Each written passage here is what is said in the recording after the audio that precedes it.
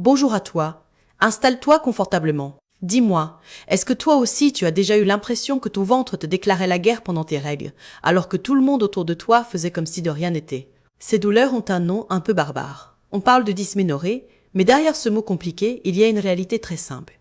Ce sont les douleurs de règles. Dans cette vidéo, je vais t'aider à les apaiser naturellement, grâce à ton alimentation, sans solution extrême, sans régime impossible à tenir. On va voir ensemble comment quelques ajustements dans ton assiette peuvent vraiment changer ton quotidien pendant cette période. Et reste bien jusqu'à la fin, parce que je te donnerai un plan d'action clair pour tes prochains cycles, afin que tu saches exactement par quoi commencer. Pour entrer dans le vif du sujet, j'aimerais d'abord te rappeler que tu n'es vraiment pas seule. Près d'une femme sur deux souffre de douleurs menstruelles au quotidien, parfois au point d'annuler des sorties, de manquer le travail ou simplement de serrer les dents en attendant que ça passe. Ces crampes intenses dans le bas du ventre, cette sensation de poids ou de tiraillement, ce sont les signes classiques de la dysménorrhée. Sur cette diapositive, tu vois une femme qui tient son ventre, un peu comme pour le protéger, et c'est exactement ce que tu fais probablement déjà de façon instinctive. Ce que l'on oublie souvent, c'est que l'alimentation peut jouer un rôle clé pour diminuer ces douleurs, notamment en agissant sur l'inflammation et sur la façon dont ton utérus se contracte. C'est ce lien entre ce que tu manges et ce que tu ressens pendant tes règles que l'on va explorer ensemble. Maintenant que l'on a posé le constat, on va essayer de comprendre d'où viennent vraiment ces douleurs. Sur cette slide, tu vois trois grands éléments, les contractions utérines, l'inflammation et les carences nutritionnelles. Pendant tes règles, ton corps fabrique des petites molécules que l'on appelle les prostaglandines. Ce sont des messagers qui disent à ton utérus de se contracter pour évacuer la muqueuse. C'est normal qu'il se contracte, mais chez certaines femmes, ces messages sont envoyés en quantité beaucoup trop importante, un peu comme si on augmentait le volume d'une alarme au maximum. Et là, la douleur devient très forte. En plus de ça, il peut y avoir de l'inflammation locale, comme lorsque tu te cognes et que la zone devient rouge, chaude et douloureuse. Sauf que là, tu ne le vois pas parce que cela se passe à l'intérieur. Et si ton corps manque de certains nutriments comme le fer, le magnésium ou les oméga 3, il est moins armé pour gérer ces contractions et cette inflammation. Tout cela se cumule et peut rendre chaque cycle vraiment difficile à vivre. À partir de maintenant, on va passer à quelque chose de plus concret et plus positif. Sur cette image, tu vois une grande table pleine d'aliments colorés et variés, et c'est exactement l'idée que j'aimerais que tu gardes en tête. Il ne s'agit pas d'un régime restrictif, mais plutôt de choisir des aliments qui soutiennent ton corps au moment où il travaille le plus. On va se concentrer sur 4 grandes familles d'aliments à privilégier qui peuvent vraiment faire une différence sur tes douleurs. Ces aliments vont t'aider à reconstruire ton sang, à mieux oxygéner ton utérus, à calmer l'inflammation et à détendre tes muscles. Tu vas voir que ce sont des choses simples, que tu connais déjà, mais que l'on va apprendre à utiliser de manière un peu plus stratégique. On commence avec le premier pilier, le fer, que tu vois ici mis en avant avec les viandes, les poissons, les fruits de mer, les abats et les œufs. Le fer, c'est une brique essentielle de ton sang, un peu comme le matériau de base dont ton organisme a besoin pour fabriquer de nouvelles globules rouges. À chaque cycle, tu perds du sang, donc tu perds aussi du fer, et ton corps doit ensuite reconstituer ce stock. Les meilleures sources de fer, que l'on appelle fer héminique, se trouvent dans les aliments qui eux-mêmes contiennent du sang, comme la viande rouge, la viande blanche, les poissons, les coquillages, les crustacés ou encore certains abats comme le boudin noir. Les œufs viennent compléter très utilement ces apports au quotidien. En pratique, l'idée n'est pas de manger de la viande à tous les repas, mais de t'assurer que dans ta semaine, tu as régulièrement ces aliments dans ton assiette, surtout si tu sais que tes règles sont abondantes ou très fatigantes.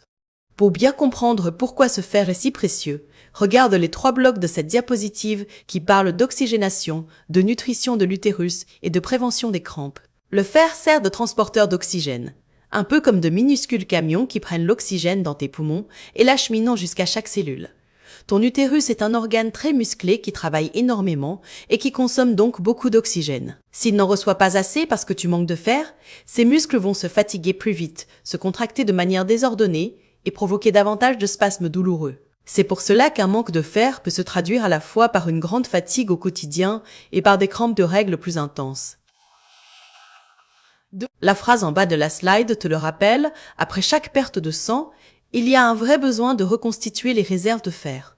Sinon le risque d'anémie et d'épuisement chronique augmente, et tes règles deviennent encore plus difficiles à supporter. Voyons maintenant un deuxième aliment allié que tu as peut-être déjà dans ton placard, la cannelle.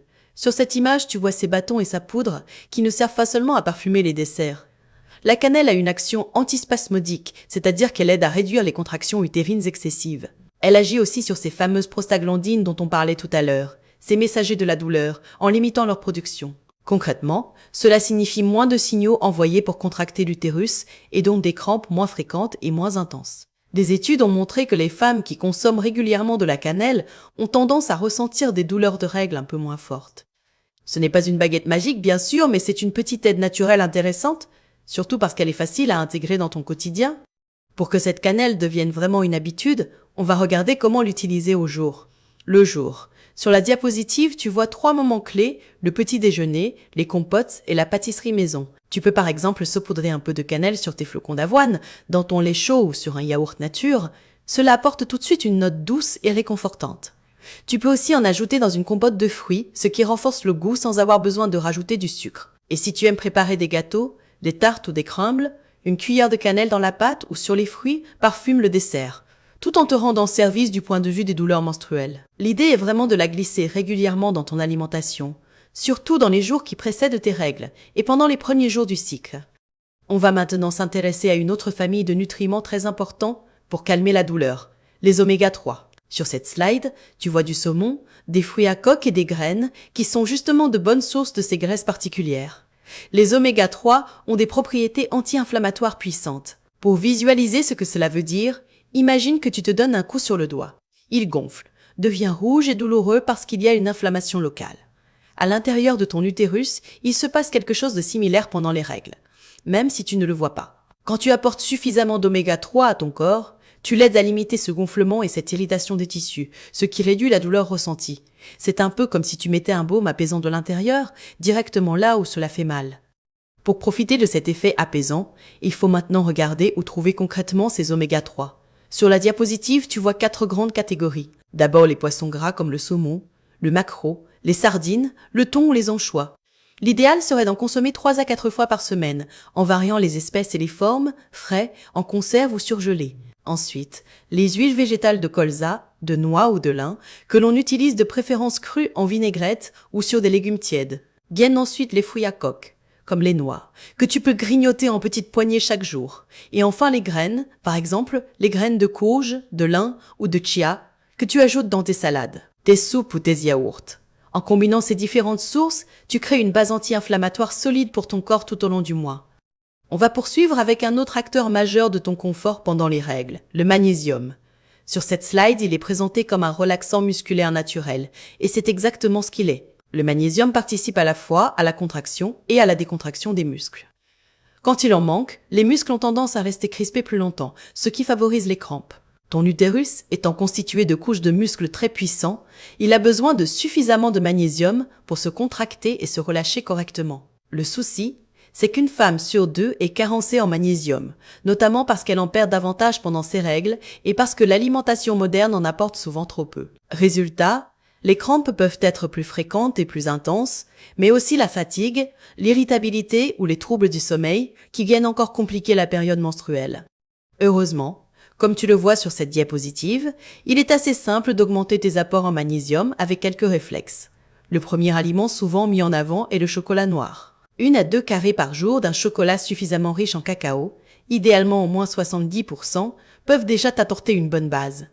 Ensuite, viennent les fruits à coque, comme les amandes, les noisettes ou les noix de cajou, qu'une petite poignée quotidienne suffit à intégrer à ton alimentation. Enfin, les graines, par exemple de courge, de tournesol ou de sésame, peuvent être ajoutées sur une salade, un plat de légumes ou même dans ton pain maison. La bonne nouvelle, et tu le vois mentionné sous les images, c'est que beaucoup de ces aliments sont aussi riches en oméga 3. En les choisissant plus souvent, tu agis donc à la fois sur la détente musculaire et sur l'inflammation.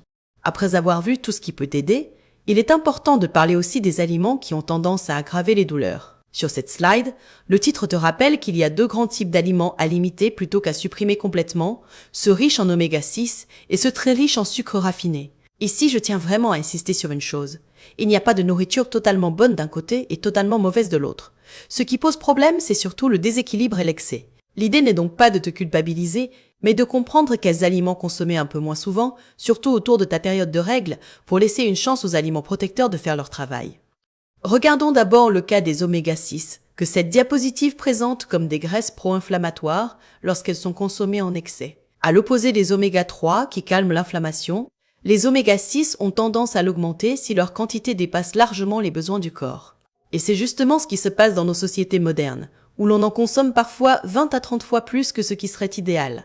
On les retrouve surtout dans les produits très transformés, les plats préparés, le fast-food, les biscuits salés, mais aussi dans certaines huiles comme l'huile de tournesol, d'arachide ou parfois de sésame. Encore une fois, ces aliments ne sont pas des poisons, mais si tu les manges tous les jours, ils entretiennent un terrain inflammatoire qui rend tes règles plus douloureuses. Rééquilibrer en diminuant ces sources et en augmentant les oméga 3 est un geste clé de ton plan antidouleur. Le deuxième type d'aliment à surveiller concerne les sucres raffinés. Sur cette slide, tu vois des morceaux de sucre et des confiseries qui représentent bien ce dont il est question. Le sucre transformé que l'on retrouve dans les sodas, les bonbons, de nombreux biscuits ou desserts industriels provoque une inflammation dans tout le corps, y compris au niveau de l'utérus. Le paradoxe, c'est que pendant les règles, on a souvent très envie de sucrer pour se réconforter, ce qui est parfaitement compréhensible. Sauf que plus on en consomme, plus l'inflammation augmente et plus la douleur s'intensifie. On entre alors dans un cercle vicieux, avec toujours plus d'envie de sucre pour calmer le malaise, alors que cela l'aggrave silencieusement. Comprendre ce mécanisme permet déjà de prendre un peu de recul la prochaine fois que tu auras cette fringale de sucré pendant ton cycle. Pour ne pas subir ce cercle vicieux, cette diapositive te propose plusieurs réflexes simples à adopter.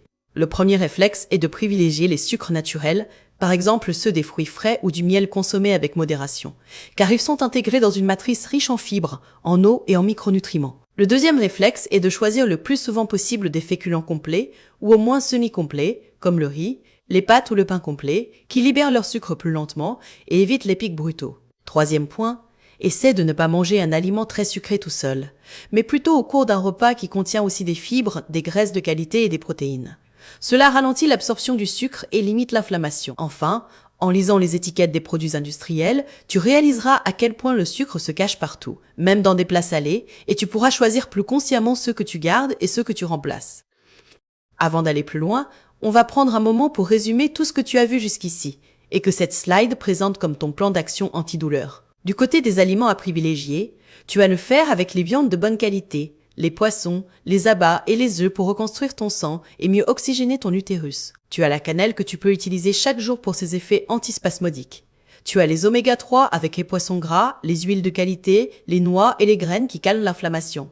Et tu as enfin le magnésium du chocolat noir, des fruits à coque et des graines pour détendre tes muscles. Du côté des aliments à limiter, tu gardes en tête l'excès d'oméga 6 des produits transformés et de certaines huiles, ainsi que les sucres raffinés des sodas, des bonbons et de nombreux produits industriels. L'objectif n'est pas d'être parfaite du jour au lendemain, mais de faire pencher la balance dans la bonne direction, un choix après l'autre.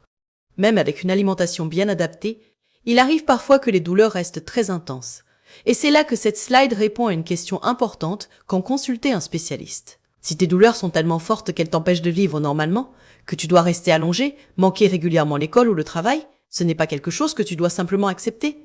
Si après 2 ou 3 cycles, malgré les ajustements alimentaires, tu ne constates aucune amélioration, cela mérite aussi d'être exploré. Un gynécologue pourra poser un diagnostic précis, vérifier qu'il n'y a pas une cause particulière comme une endométriose ou un fibrome, et te proposer des solutions complémentaires. L'alimentation est un outil puissant pour soutenir ton corps, mais elle ne remplace pas un suivi médical quand il est nécessaire.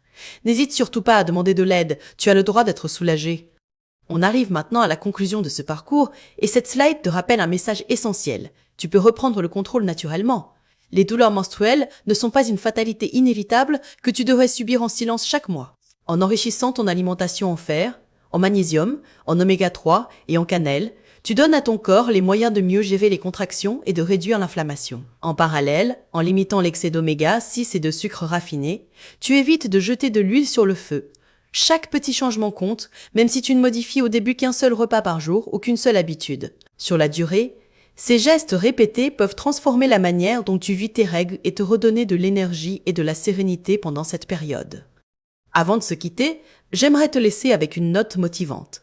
Ton bien-être menstruel commence vraiment dans ton assiette, mais aussi dans la façon dont tu te respectes et tu écoutes ton corps. Tu peux revoir cette vidéo avec tes proches, choisir 1 ou 2 conseils que tu te sens prête à appliquer dès ce mois-ci et noter ce que tu observes sur tes prochains cycles.